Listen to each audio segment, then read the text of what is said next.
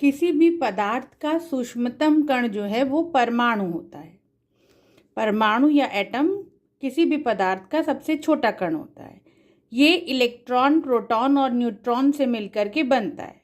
तो परमाणु के केंद्र को नाभिक कहते हैं या न्यूक्लियस कहते हैं, जिसमें कि प्रोटॉन और न्यूट्रॉन रहते हैं। और जो इलेक्ट्रॉन होते हैं वो इस नाभिक के चारों ओर अलग अलग कक्षाओं में, जिसको कि हम कोश या शेल भी कहते हैं, उसमें गति करते हैं। किसी भी परमाणु में जो संख्या प्रोटॉन की होती है उसी को हम परमाणु क्रमांक कहते हैं, और प्रोटॉन की संख्या और इलेक्ट्रॉन की संख्या बराबर होती है। प्रोटॉन पे धन आवेश होता है, न्यूट्रॉन पे कोई भी आवेश नहीं होता है, यानी नाभिक पर धन आवेश होता है, और जो इलेक्ट्रॉन्स होते हैं उन पर ऋण आवेश होता है। प्रोटॉन में जब न्यूट्रॉन जोड़ देते हैं तो हमको परमाणु भार मिलता है, यानी परमाणु भार या atomic mass is equal to proton plus neutron.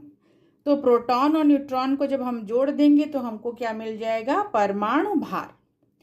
तो किसी भी परमाणु में जो इलेक्ट्रॉन की संख्या है उसी से हम निकालते हैं इलेक्ट्रॉनिक विन्यास। इलेक्ट्रॉनिक विन्यास से हमको पता चल जाता है कि किस कक्षा में कितने इलेक्ट्रॉन हैं, किसी भी परमाणु में कितनी कक्षाएं हैं। कोश को हम लोग शेल भी कहते हैं या कक्षा भी कहते हैं। तो जो कोश होता है इसको हम KLMN से या 1, 2, 3, 4 न्यूमरल वैल्यू से शो करते हैं। जैसे पहली कक्षा है तो हम 1 लिखेंगे, दूसरी कक्षा है तो हम 2 लिखेंगे, तीसरी कक्षा होगी 3, चौथी कक्षा होगी 4। अब ये कोश या शेल बना होता है उपकोश से, उपकोश या सबशेल का। सबशेल 4 होते हैं, S, P, D और F। अब ये जो सबशेल या उपकोश है ये बना होता है कक्षक का, जैसे हम ऑर्बिटल भी कहते हैं। उल्टा बोलें अगर तो कक्षक को जोड़ दें तो उपकोश बनेगा, उपकोश को जोड़ दें तो कोश बनेगा। उपकोश को S, P, D और F से प्रदर्शित करते हैं, और जो कक्षक है इसको भी S, P, D और F से प्रदर्शित करते हैं। अब यहाँ देखिए उपकोश के लिए भी SPDF लिखा हुआ है, और यहाँ कक्षक या ऑर्बिटल के लिए भी यहाँ पे SPDF लिखा हुआ है।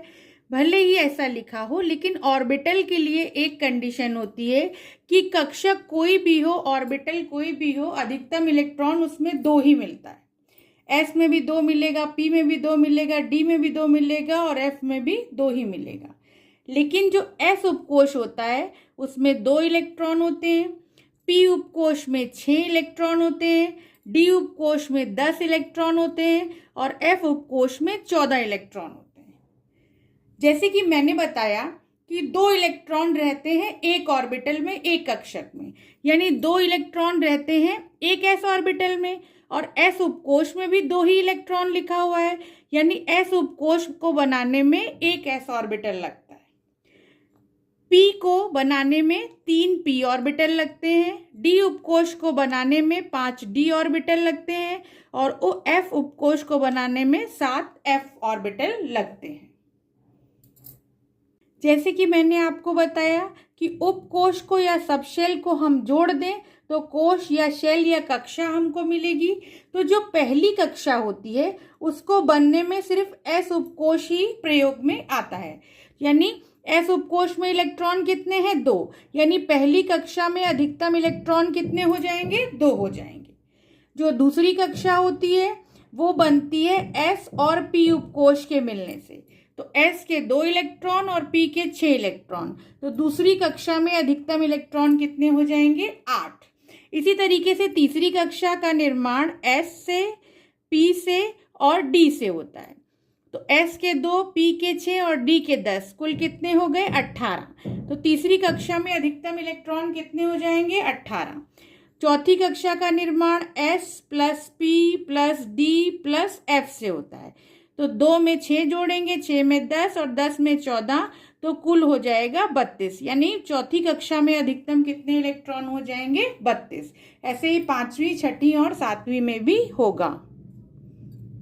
आई होप आपको परमाणु, परमाणु क्रमांक, कोश, उपकोश और कक्षक बहुत अच्छे से समझ में आ गया होगा।